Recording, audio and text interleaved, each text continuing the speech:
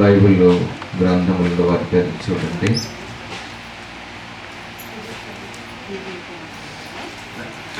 కీర్తనకారుడైన దావీదు గారు ఒక మహాచక్రవర్తి, ఒక రాజ్యానికి ఒక రాజు అయి ఉండి ఇశ్రాయేలు ప్రజలను వెళుతున్న రాజు. ఆయన జీవితంలో కొన్ని అనుభవాలు ఈ గ్రంథంలో రాసి ఉంచాడు. అవి కూడా మనం తెలుసుకుందాం. ఎందుకంటే ఆయన లాంటి జీవితం మనకు కూడా ఉంటుంది. ఆయనకు వచ్చిన విధానాలే మనకు కూడా ఉంటున్నాయి. అయితే ఆయన వాటన్నిటిని అనుభవించి ఎలా బయటకు రావాలో కొన్ని విషయాలు చెప్పాడు. మనం కూడా అదే చేసామనుకోండి, మనం కూడా కొన్ని కలిగిన కష్టాల నుండి బయటికి రావచ్చు. కాబట్టి మనం తెలుసుకోవటం మంచిది. చూడండి, కీర్తనలు రాసిన గ్రంథము 119వ కీర్తన. బైబిల్లో వారి చూడండి. లేనివారు, వాక్యం చదవలేని వారు, తీయలేని వారు నా మాటలు మీరు ఆలకించండి శ్రద్ధగా. 119వ కీర్తన 50వ వచనం చదువుతుంది. మీరు చదవండి. నీ వాక్యము నన్ను బ్రతికించి ఉన్నది, నా బాధలో ఇదే నాకు నెమ్మది కలిగించుచున్నది. ప్రభునందు ప్రియ దేవుని సంగమా, దావీదు అనే ఒక రాజు తన జీవిత విధానంలో చాలా రకమైన బాధలు అనుభవించడం ప్రారంభించాడు. ఈ బాధలన్నింటిలో నుండి ఒక చక్కని పాఠాన్ని ఆయన నేర్చుకున్నాడు. ఏమని మనకు కనిపిస్తుందంటే, నీ వాక్యము నన్ను బ్రతికించింది అని అన్నాడు. మామూలుగా గొప్ప గొప్ప వారు, లేకపోతే ధనికులు, లేకపోతే ఉండవారు, వాళ్ళు చెప్పే మాట ఏమిటంటే, మేము ఈరోజు బ్రతుకున్నామంటే మా కష్టాన్ని బట్టి అంటారు. ఏమంతేనా? మాకున్నా మేము చేసే కష్టాన్ని బట్టి ఈరోజు మేము ఇట్లా బ్రతికి ఉన్నాం అంటారు. కానీ ఇక్కడ రాస్తున్న వ్యక్తి పేరు దావీదు. ఆయన రాజు. ఆయన ఎవరు? రాజు. ఇశ్రాయేలు దేశములో సుమారు 11 గోత్రాలు ఉన్నాయి. ఒక్కొక్క గోత్రానికి లెక్కించుకుంటే సుమారుగా 4 లక్షల మంది. ఒక్కొక్క గోత్రం లెక్కించుకుంటే 4 లక్షల మంది. అలాంటిది 11 గోత్రాలు అంటే ఎంతమంది అవ్వచ్చు? ఎన్ని లక్షల మంది? ఒక గోత్రానికి 4 లక్షలు అనుకోండి. 11 గోత్రాలకి ఎన్ని? 44 లక్షలు. 44 లక్షలు ప్రజలకి ఇతను రాజు. అంటే ఎంత గొప్పవాడో మీరు ఆలోచించేయండి. ఒక రాజుకి ఏమీ తక్కువ ఉండదు. ఏమీ తక్కువ ఉండదు. ధనం తక్కువగా ఉంటుందా? అంటే ఉండదు. స్థలాలు ఏమైనా తక్కువగా ఉంటాయా? వాహనాలు తక్కువగా ఉంటాయా? భూములు తక్కువగా ఉంటాయా? గృహాలు? వారికి ఏది కొదువ ఉండదు. వారందరూ వారు చెప్పే విధానం ఏమిటంటే, నేను కష్టపడ్డాను, ఈ రోజున ఇలాగా ఉన్నాను అంటారు. అయితే ఈ చదువుకున్న ఈ లేఖనములో ఉన్న దావీదు రాజు అన్నాడు, నీ వాక్యము నన్ను బ్రతికించింది. Praise the lord. ఒక మనిషి బ్రతికి ఉండాలి అంటే దేవుని యొక్క వాక్యము ద్వారానే, దేవుని యొక్క వాక్యము ద్వారానే బ్రతకగలుగుతాడు. ఎందుకు ఈ విషయం మీకు చెప్పానంటే, నాకు చెప్పాను ఏకాంత స్థలం అవుతుందని. అక్కడికి చాలామంది రోగులు వస్తారు. చాలామంది రోగులు వస్తారు. చాలామంది ఎట్లాంటి రోగులంటే ఒక 3 నెలల్లో చనిపోతారు, ఒక 4 నెలల్లో చనిపోతారు, లేకపోతే 1 నెలలోనే చనిపోతారు. డాక్టర్లు చేతులు పెట్టేసి మీరు ఎక్కడికి తీసుకెళ్ళినా బ్రతకరు, మీ బంధువులను పిలుచుకొని మాట్లాడుకోండి, ఆ కార్యక్రమాలు ఏదో చూసుకోండి, ఎక్కువ కాలం బ్రతకరు అన్న పరిస్థితులు. అలాంటి వారు ఆ నోట విని ఏకాంత స్థలానికి వచ్చేవాళ్ళు. వచ్చిన తర్వాత అక్కడ మేము కూర్చోబెట్టిన తర్వాత వారికి ధనం ఏమి తక్కువేం కాదు, ధనం ఉంది, ఆయనకి గృహాలు ఉన్నాయి, వాహనాలు కూడా ఉన్నాయి, వారికి కొదువు అంటూ ఏమి లేదు. కానీ వారికి ఉన్న అనారోగ్య పరిస్థితి వారిని ఎక్కడికి తీసుకువెళ్ళింది? మరణ ఛాయల్లోనికి తీసుకుని వెళ్ళిపోయింది. వాస్తవానికి మనం ఆలోచన చేస్తే మరణము ఎప్పుడు ఎలా మనిషికి ఆవరిస్తుందో తెలియదు. Praise the Lord, hallelujah. ఎప్పుడు ఎలా మనిషి మీదకి మరణం వస్తుందో తెలియదు. ఉండపట్న రావచ్చు. చాలా సందర్భంలో నేను చూశాను, పండుకునేటప్పుడే బలహీనతలు వచ్చి చనిపోయిన వారు ఉన్నారు. నడుస్తా కుప్ప కూలిపోయి దాటిపోయిన వాళ్ళు ఉన్నారు. అన్నం తింటూ మనిషి కుప్ప కూలిపోయిన మనసు మీద ఉండి ప్రాణం విడిచిన పరిస్థితులు ఉన్నాయి. కాబట్టి ఎప్పుడు ఎలా మనిషికి మరణము సంభవిస్తుందో తెలియదు. అలా పరిస్థితుల్లో మానవుడు ఉండేటప్పుడు చాలా కుటుంబాలు ఆ స్థలంలోనికి వచ్చినాయి. మీకు చెప్పాను కదా, 1 నెల, 2 నెలలు, 4 నెలలు మనిషి దాటిపోతారు అన్న పరిస్థితులు. అక్కడికి వచ్చిన తర్వాత వారందరూ మాతో మాట్లాడుతున్నప్పుడు వారికి మిగిలింది ఏమిటంటే కన్నీరే మిగిలింది, ఇంకేమీ లేదు. కన్నీరు తప్ప వారికి ఏమీ లేదు. ఈరోజు కూడా చాలా కుటుంబాలు కూడా ఇదే రకమైన కన్నీటి వేదనతో మునిగిపోతున్నారు. వారు ఏం చేయాలో వారికి అర్థం కాదు. ఎక్కడికి వెళ్ళాలి, ఏమి చేయాలి, ఏ చేస్తే బ్రతుకుతాం, ఏ చేస్తే వీటి నుండి బయటకు రాగలుగుతామని 99% మంది కూడా ఆలోచనలో పడి మిగిలి ఉండిపోతున్నారు.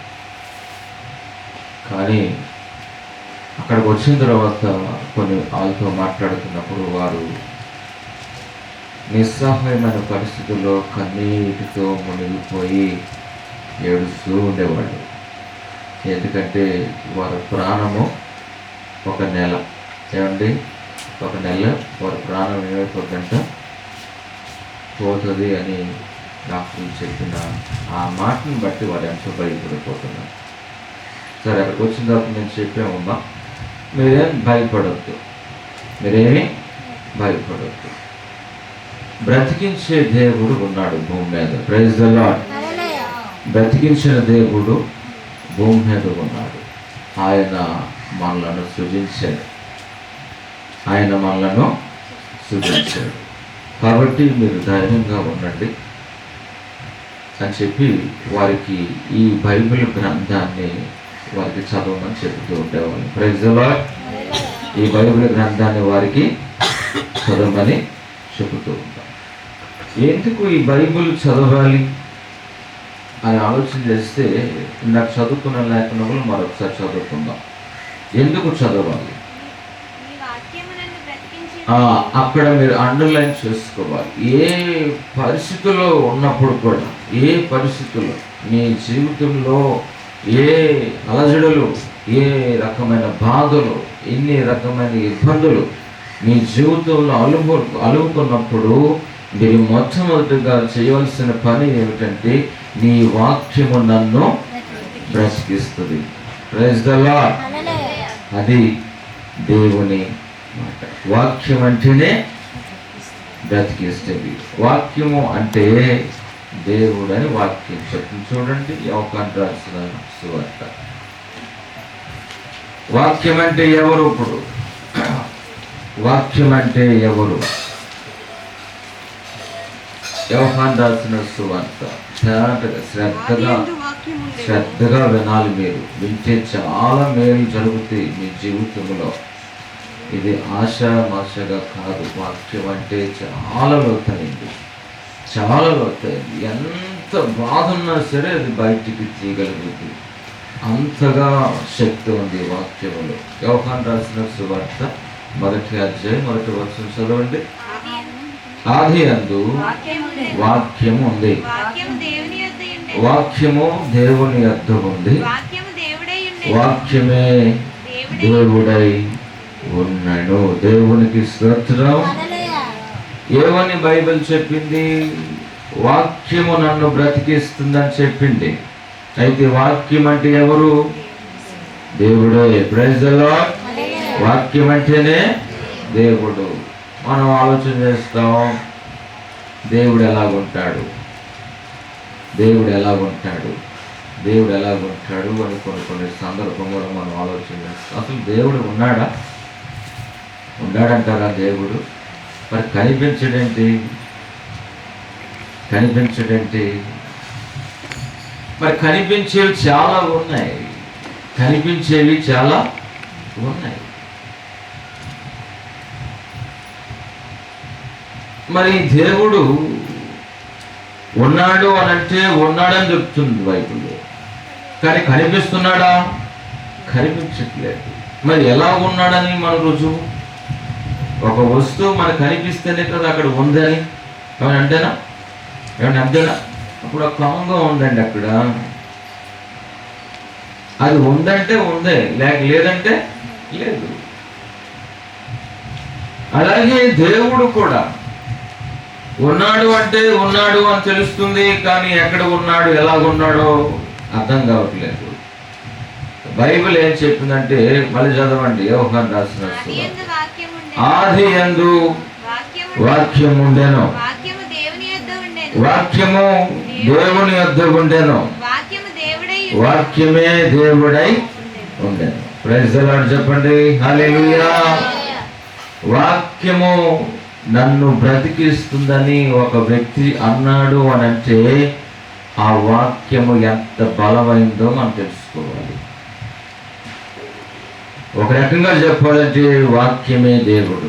వాక్యమే దేవుడు అంటే నువ్వు వాక్యాన్ని బాగా చదువుతున్నావు అనుకోండి, దేవుడు నీ దగ్గర ఉన్నాడు. ఉన్నాడా లేదా? ఉంటాడు. వాక్యాన్ని వింటున్నావు అనుకోండి, దేవుడు నీ దగ్గర ఉంటాడు. వాక్యాన్ని ధ్యానం చేస్తున్నావు అనుకోండి, దేవుడు నీ దగ్గర ఉన్నాడు. నువ్వు వాక్యాన్ని వినలేదు అనుకోండి, దేవుడు నీ దగ్గర ఉంటాడా? ఉంటాడు. నువ్వు వాక్యాన్ని చదవలేదు అనుకోండి, దేవుడు నీ దగ్గర ఉంటాడు. నీ కలిగిన బాధ బయటికి తీయాలి అనంటే, నువ్వు బయటికి రావాలంటే మొట్టమొదటిగా నువ్వు చేయాల్సిన పని ఏమిటంటే వాక్యాన్ని చదువుతూ నేర్చుకోవాలి. ఎందుకంటే ఆ వాక్యమే దేవుడై. మరొక మాటను చదువుకుందాం. చూడండి, యాకోబు రాసిన పత్రిక. రాసుకోండి, ఇవన్నీ రాసుకోండి. ఎందుకంటే బాధల్లో ఉన్నప్పుడు మీకు ఉపయోగపడకపోయినా మరొకరికి ఉపయోగపడతాయి. ఏమంటే మీ ద్వారా ఇప్పుడు మన పిల్లలు ఉన్నారనుకోండి, వారి బాధలు అనిపిస్తారనుకోండి, వెంటనే మనం చెప్పాలి వారికి, బాబు చక్కగా వాక్యాన్ని చదవబ్బా, దేవుడు నీ దగ్గర ఉంటాడు, దేవుడు నీతో మాట్లాడతాడు, ఆ బాధ నుండి బయటికి వస్తాడు మనం చెప్పగలుగుతాం.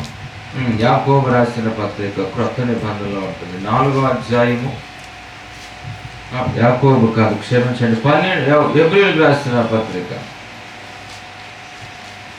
హెబ్రీయులకు రాసిన పత్రిక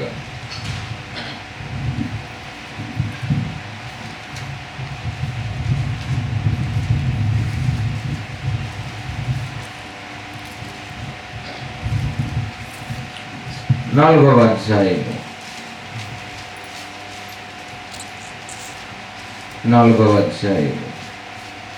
12వ వచనాన్ని చదువుకుందాం.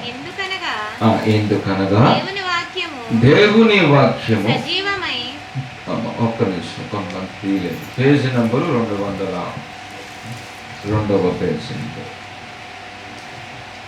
నెంబరు 202వ పేజీ నెంబరు క్రొత్త నిబంధనలో ఉంటుంది.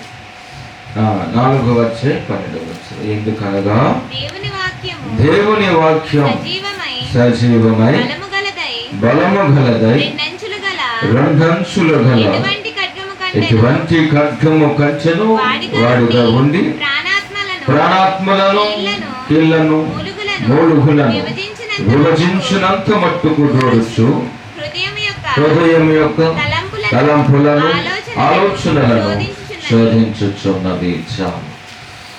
ఏమని లేఖనములో ఉందంటే దేవుని వాక్యము బ్రతికించేది అని ఒక దావీదు ఒక రాజు అన్నాడు అని అంటే అది ఎంత బలమైందో మనం తెలుసుకోవాలి. ఎంత బలమైందని మనం చదివాము, మళ్ళీ చదవండి. ఎందుకనగా దేవుని వాక్యము సజీవమై బలము గలదై ఎటువంటి ఖడ్గము కంచెను వాడిగా ఉండి ఒకటి ప్రాణాత్మలను, రెండవది కీళ్లను, మూడవది మూలుగులను విభజించిన మట్టుకు దూరుచు హృదయం యొక్క తలంపులను ఆలోచనలను శోధించుచున్నది. వాక్యము ఎంత బలమైందనంటే ఎక్కడెక్కడికి వెళుతుంది వాక్యం మనం చదివితే? ఎక్కడెక్కడికి వెళుతుంది వాక్యం మనం చదివితే? ఒకటి ప్రాణాత్మలోనికి వెళ్ళిపోతుంది. ఎక్కడికి వెళ్తుంది? ప్రాణాత్మలోనికి వెళుతుంది. ఒక సందర్భంలో ఒక ఆమెకు కష్టం వచ్చింది. ఏమిటంటే ఆమె నిండు చూలాలు, నిండు గర్భిణి.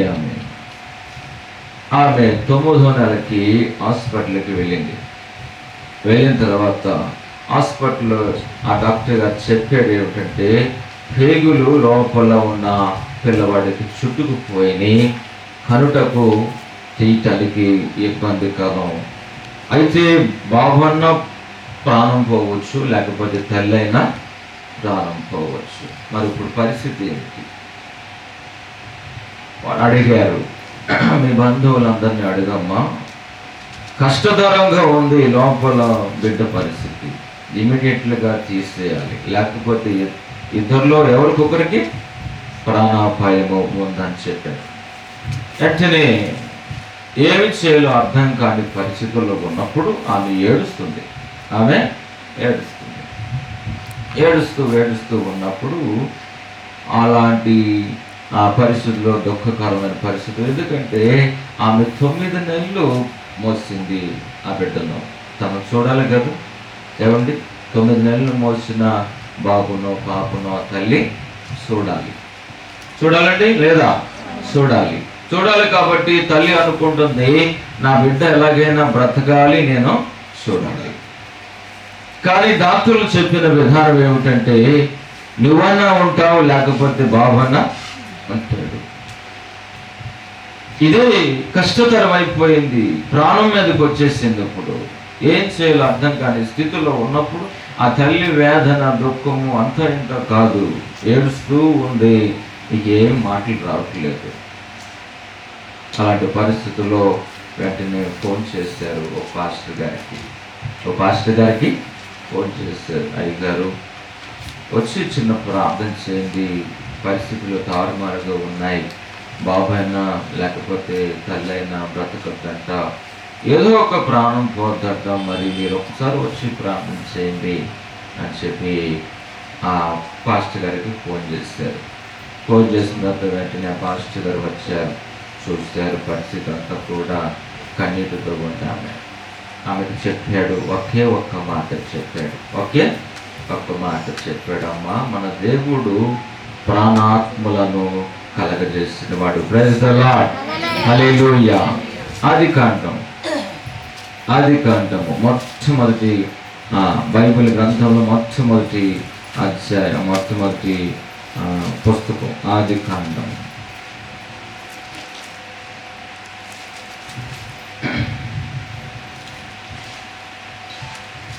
మొట్టమొదటి పుస్తకం 2వ అధ్యాయము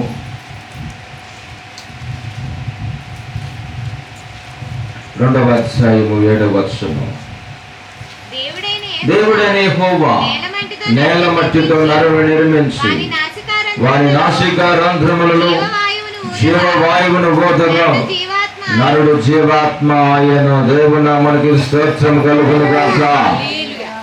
ఎవరు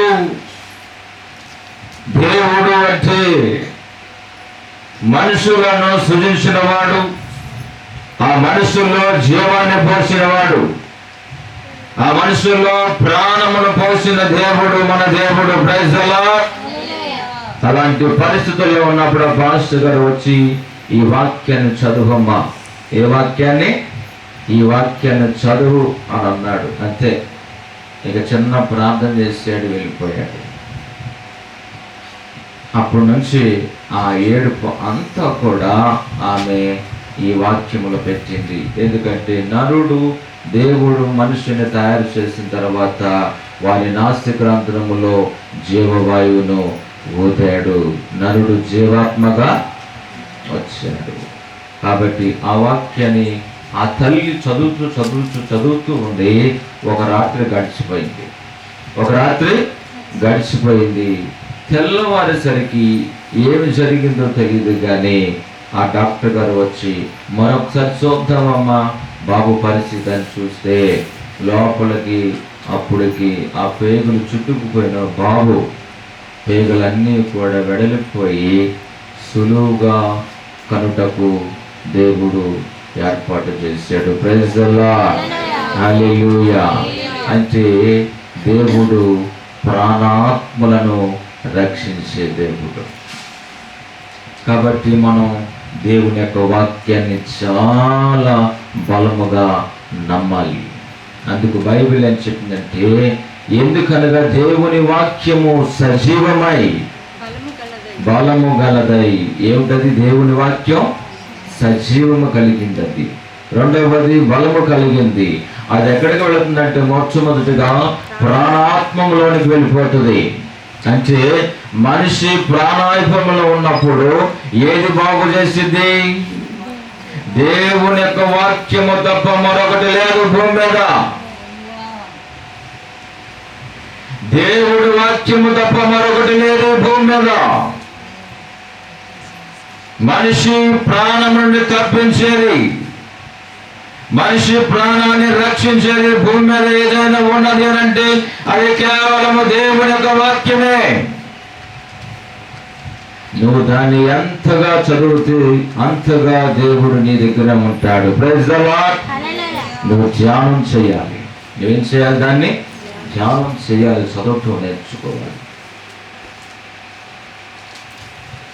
ఒక సందర్భంలో ఒక ఆయనకి డాక్టర్ గారు చెప్పారట, మీ గుండె 3 రంధ్రాలు మూసుకుపోయినాయి. గుండె రంధ్రాలు మూసుకుపోయినాయి. ఇక నువ్వు శ్వాస పీల్చుకోవటానికి కష్టతరం, నీకు ఎక్కువ ఆయాసం వస్తుంది. పండుకుంటే చాలు, ఎప్పుడు నీ ప్రాణం పోద్దో తెలియదు. నిద్రలోకి వెళితే చాలు, ఎప్పుడు నీ ప్రాణం పోద్దో తెలీదు. కారణం, నీ గుండెకు సంబంధించిన ఆ 3 రంధ్రాలు మూసుకుపోయినాయి. ఎప్పుడు నీ ప్రాణం పోతో తెలియదు. అంటే అప్పుడు కానుంచి ఆయన నిద్రపోవటం మానేశాడు. ఎందుకంటే భయం, పడుకుంటే ప్రాణం పోతాయి.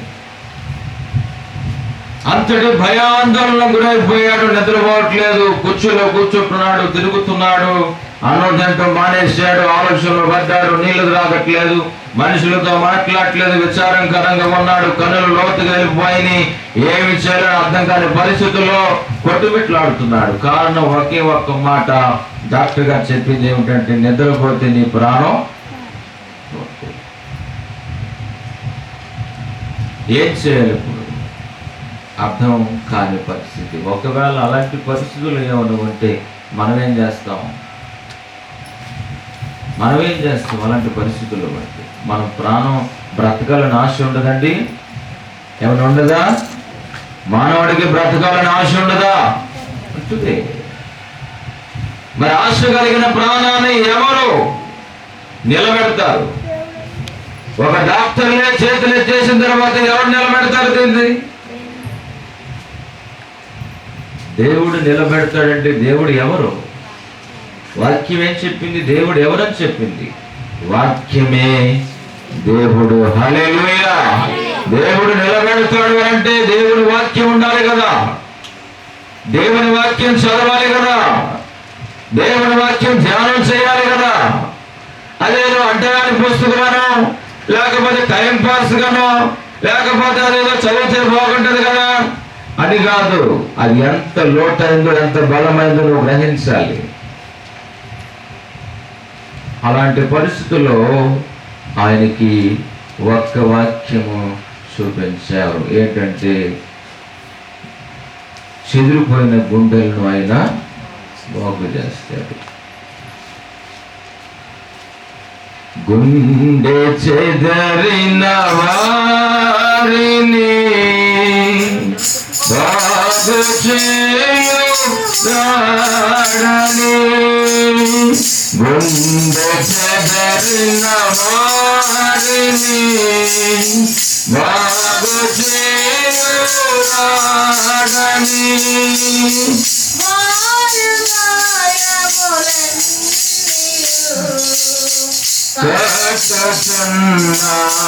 కష్టసున్నవాడని, వారి గాయములన్నీయు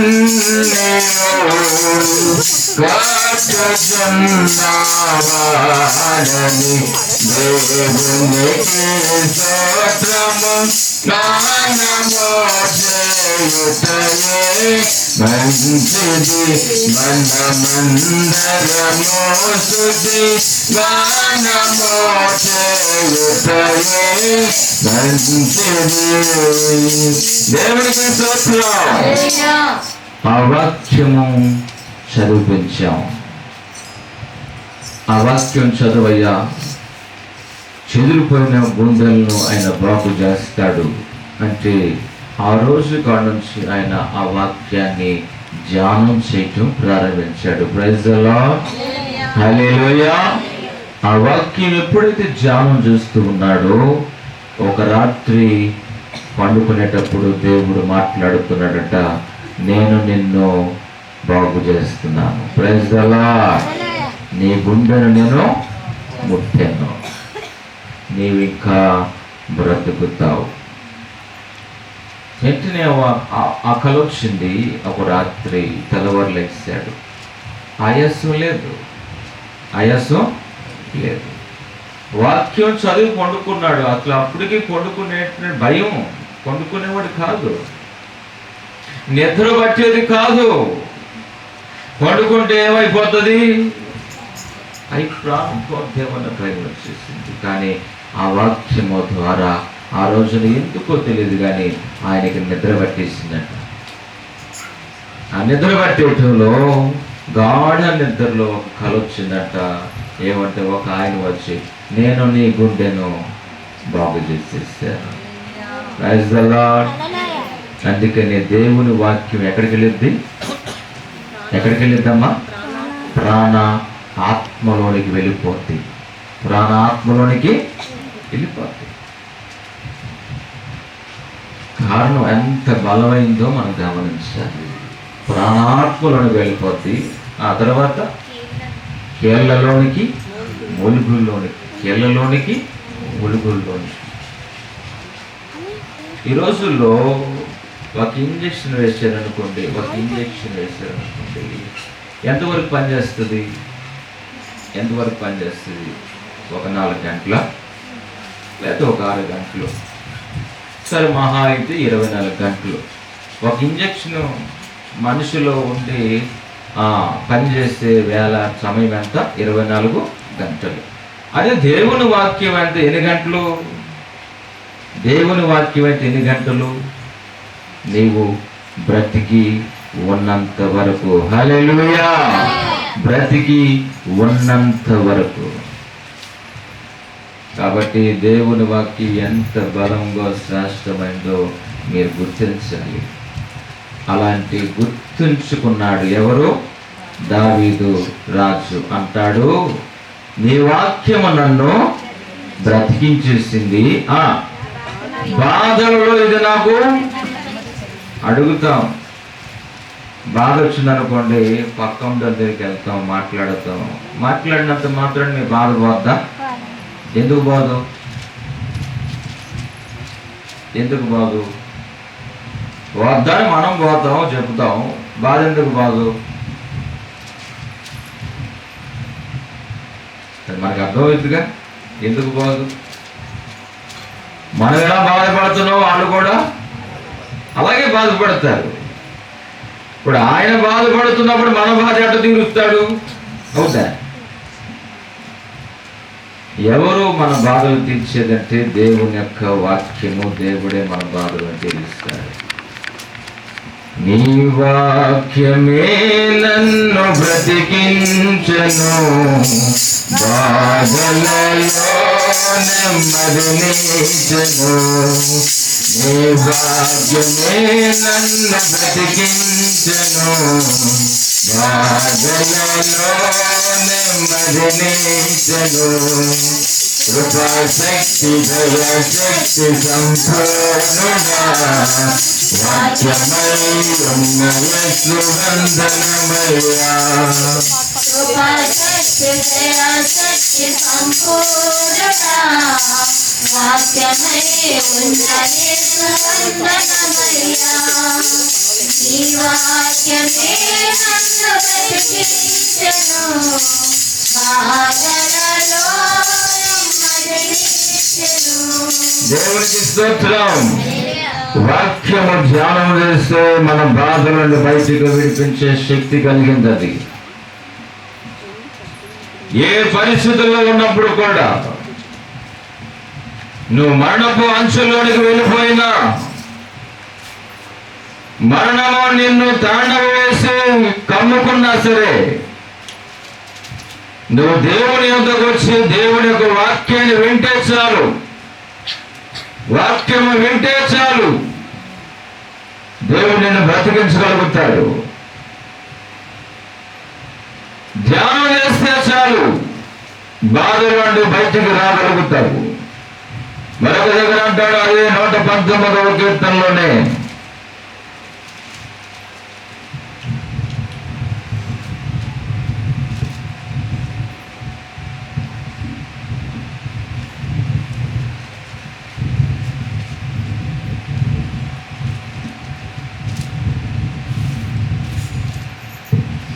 అరవై 67వ వచనం చదువుకుందాం.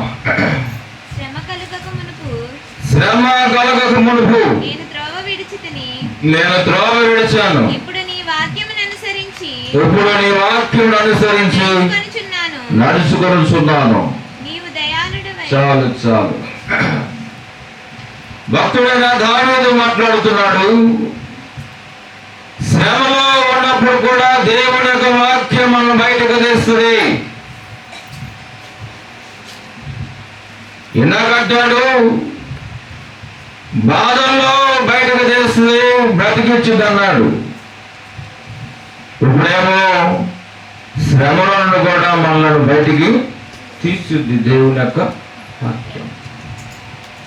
కాబట్టి ఆయన ప్రతి నిమిషము కూడా దేవుని యొక్క వాక్యం మీద ఆశ కలిగి ఉన్నాడు. ఆయన అలాంటి ఆశ నేటి జీవితంలో మనందరికీ ఉండాలి. ఎందుకంటే ఎప్పుడు ఏది మన దగ్గరికి వస్తుందో తెలియదు. చెప్పొచ్చుద్దా? ఏదైనా చెప్పొచ్చుద్దా? ఏమి రాదు. ఒక సందర్భంలో కరోనా వచ్చింది, చెప్పొచ్చుద్ది. అది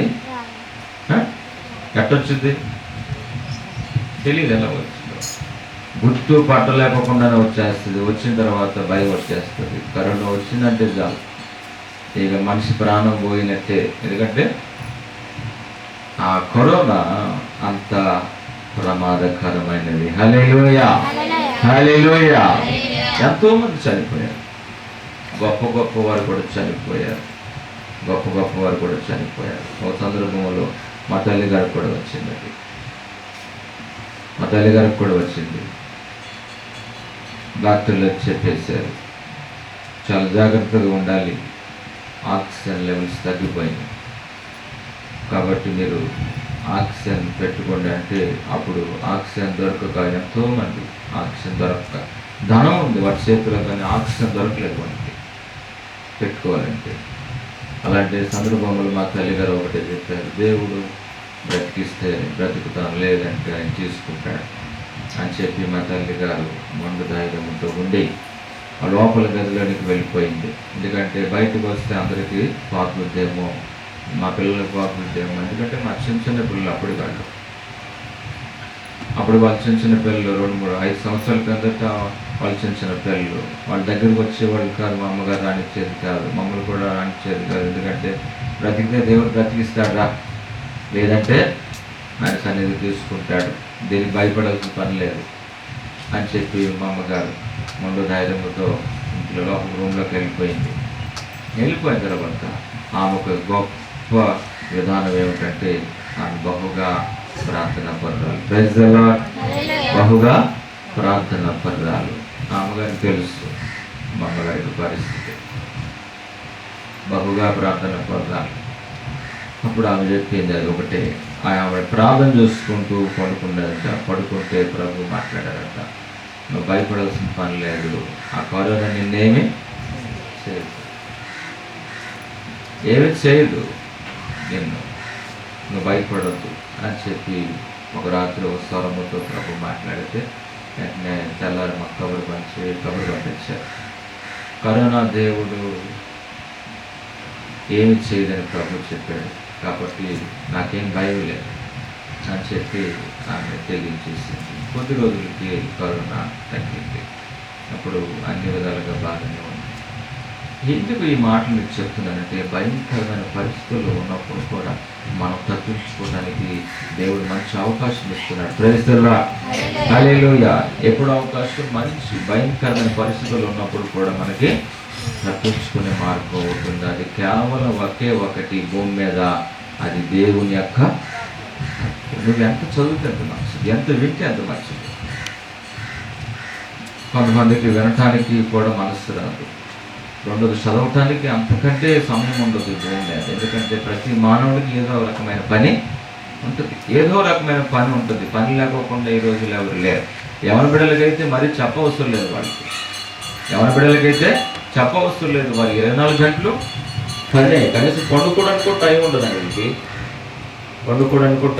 ఎందుకంటే నేను చూస్తూ ఉంటున్నాను కదా, కనీసం పండుకోవడానికి కూడా టైం ఉండదు. ఏం అడిగితే టైం లేదు పాస్టర్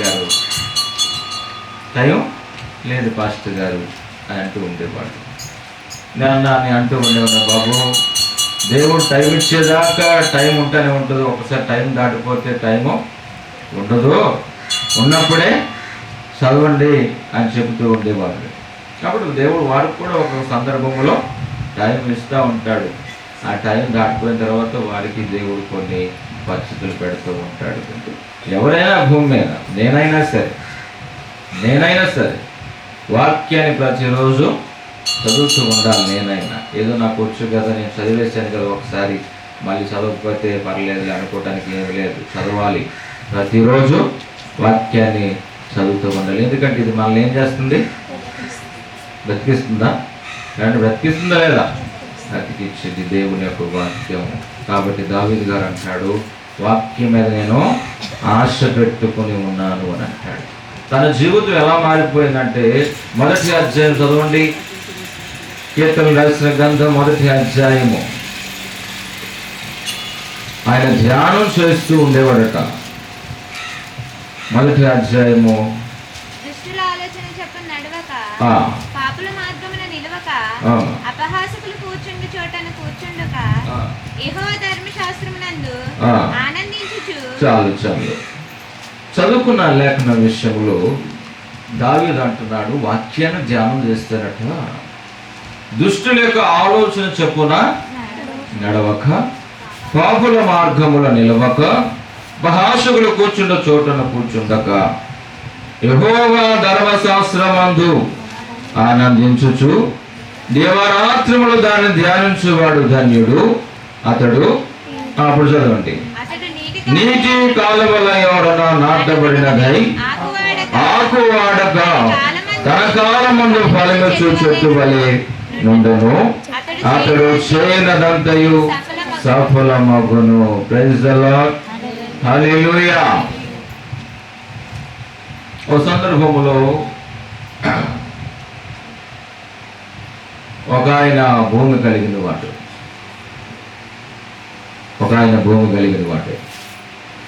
ఆ భూమిలో చాలా రకమైన పంటలు వేస్తూ వచ్చాడు.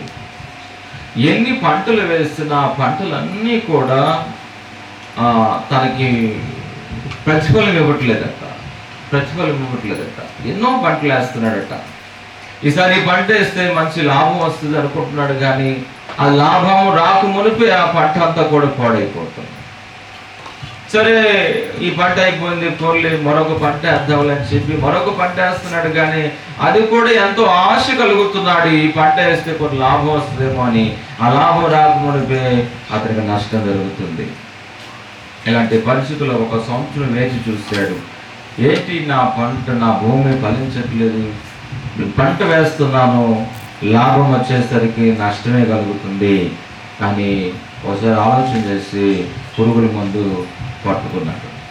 చనిపోవాలని ఆశ కలిగాడు. ఎందుకంటే భూమి నాకు పంట ఇవ్వకపోతే ఎలా బ్రతుకుతాం అన్నట్లుగా ఆలోచన చేసి అతడు పురుగుల మందు పట్టుకుని చనిపోవాలని ఆశ కలుగుతున్నప్పుడు తన భార్యకి చెప్పాడు, అమ్మ ఏమి అనుకోవద్దు, మరి మనకు భూములు ఉన్నాయి, దాన్ని పంటలు వేస్తున్నాను, కానీ లాభం రావట్లేదు, నేను చనిపోవాలనుకుంటున్నాను, ఇక పురుగుల మందు చేతితో పట్టుకున్నాను, దయచేసి నువ్వు నాకు ఏమీ అడ్డుపడద్దు అని చెప్పి ఆమెకు చెప్పాడట.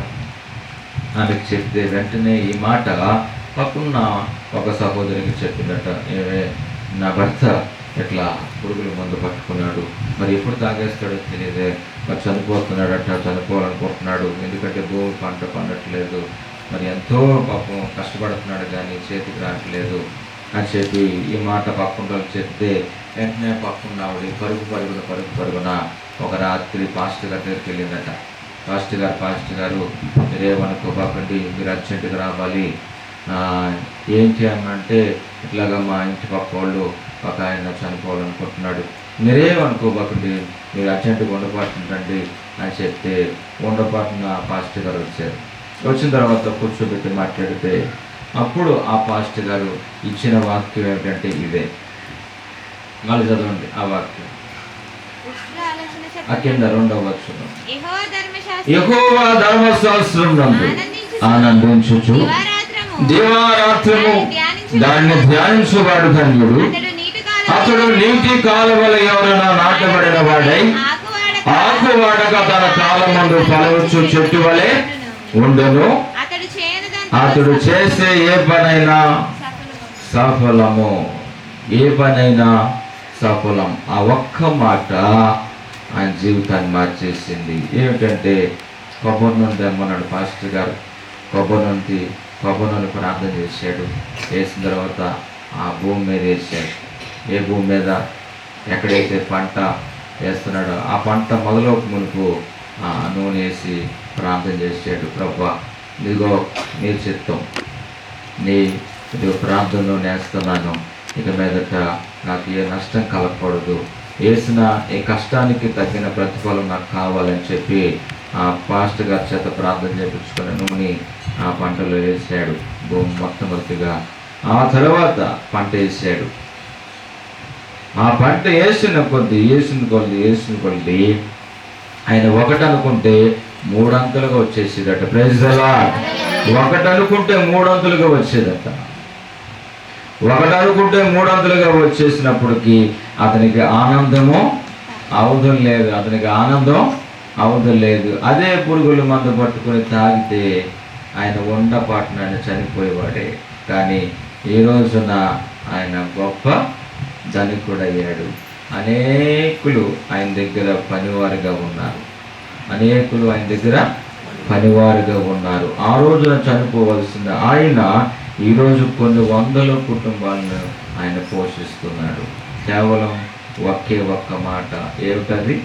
దేవుని యొక్క వాక్యం. మీ ఏ పరిస్థితుల్లో ఉన్నా, ఎక్కడ ఉన్నా, ఏ సిచ్యువేషన్లో మీరు వెళ్ళిపోయినప్పుడు కూడా ఒక్కటి దేవుని యొక్క వాక్యం చదవండి చాలు. 119వ కీర్తనలో ఉంది కదా, యవనస్తులు దేని చేత తన నడవడుకును శుద్ధి చేసుకుంటారు. ఆ వాక్యం పట్టుకోండి. 119 యవనస్తులు దేని 9వ వచనమా? 9వ వచనం చదవండి. తమ నడత శుద్ధిపరచుకు యవనస్తులు దేని చేత తన నడకను శుద్ధి చేసుకుంటారు. నీ వాక్యమును బట్టి దానిని జాగ్రత్తగా చూచుకొనుట చేతనే కదా. ప్రైజ్ ది లార్డ్, హల్లెలూయా. ఏమిటంట? యవనస్తులు దేని చేత తన నడకను శుద్ధి చేసుకుంటారు. అది కేవలం దేవుని యొక్క వాక్యం వలన. అంటే వాక్యం అనేది మనిషిని ఏం చేస్తుంది? ఏం చేస్తుంది? శుద్ధి చేస్తుందా లేదా? శుద్ధి చేస్తుంది. ఒక పెద్ద ఆవిడట ఒకటి చెప్పి ముగించేస్తాను. ఒక పెద్ద ఆవిడట బాబుని పిలిచిందట. బాబుని పిలిస్తే బాబు త్వరగా వచ్చాడు. వచ్చిన తర్వాత ఒక దోసకాయ ఆ కుమారుడికి ఇచ్చిందట. కుమారుడికి ఇచ్చి అందట, ఇది చేదు దోసకాయ, ఇది చేదు దోసకాయ. అయితే చేదంతా పోవాలి ఈ దోసకాయలో చేదంతా పోవాలి. కాబట్టి నువ్వు దీన్ని తీసుకుని వెళ్ళి ఎన్ని నదుల్లో ముంచుతావో ముంచు, కానీ దాంట్లో ఉన్న చేదు పోవాలని చెప్పి ఆ పెద్దమ్మ ఆ కుమారుడికి చెప్తే, ఆ కుమారుడు ఓహో ఇదంతా లెక్క నీళ్ళలో ముంచి పైకి లేపితే అందులో చేదు పోద్ది అని ఇతను ఆశ. సరే వెళ్ళిన తర్వాత ఒక నదిలో వేడి నీళ్ళలో ముంచాడట. తీసిన తర్వాత మళ్ళీ చూసాడట, చేదు పోలేదు. సరే ఇది కాకపోతే ఇంకోటి ఉంది కదా అని చెప్పి మళ్ళీ అక్కడికి తీసుకుని వెళ్ళాడట. అక్కడ తీసుకెళ్ళిన తర్వాత అక్కడ కూడా ముంచాడట. ముంచిన తర్వాత పైకి లేపి చూశాడంట. మళ్ళీ రుచి చూస్తే మళ్ళీ చేదుగానే కనిపిస్తుంది. ఇక మూడవ దగ్గరికి వెళ్ళాడట. వెళ్ళిన తర్వాత అక్కడ కూడా ముంచి పైకి లేపితే అక్కడ కూడా చేదు కనిపించిందట. అక్కడ పిల్లవాడు అనుకుంటున్నాడంటే, ఇప్పటికీ 3 నదుల్లో ముంచేసాను, దీన్ని పైకి లేపాను, కానీ ఇందులో ఉండే చేదు మాత్రం పోవట్లేదు. మరి ఏం చేస్తే పోద్ది చేదు